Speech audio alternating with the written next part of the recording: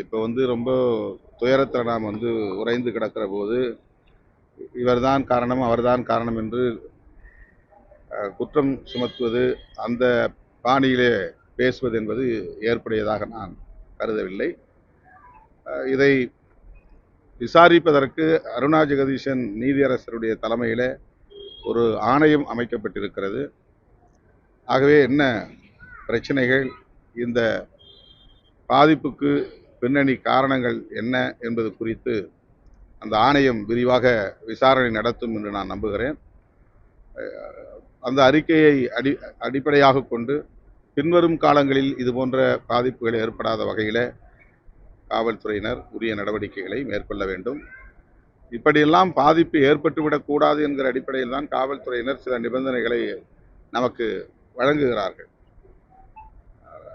அந்த நிபந்தனைகளுக்கு உட்பட்டு நாம் செயல்படுகிற போது ஓரளவுக்காவது பாதிப்புகள் நேராமல் தவிர்க்க முடியும். தொடக்கத்தில் நாங்களும் காவல்துறையினருக்கு எதிராக பேசியிருக்கிறோம்.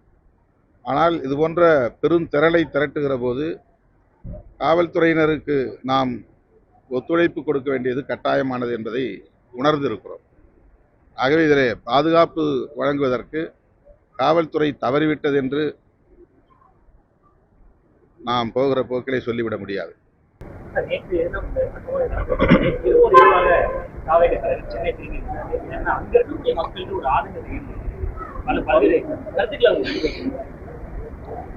வருத்தம் தெரிவிச்சிருக்கிறாரு, முகநூலில் ட்விட்டரில் பதிவு செய்திருக்கிறார். அவர் மீண்டும் அந்த மக்களை சந்திக்க செல்வார் என்று நான் நம்புகிறேன்.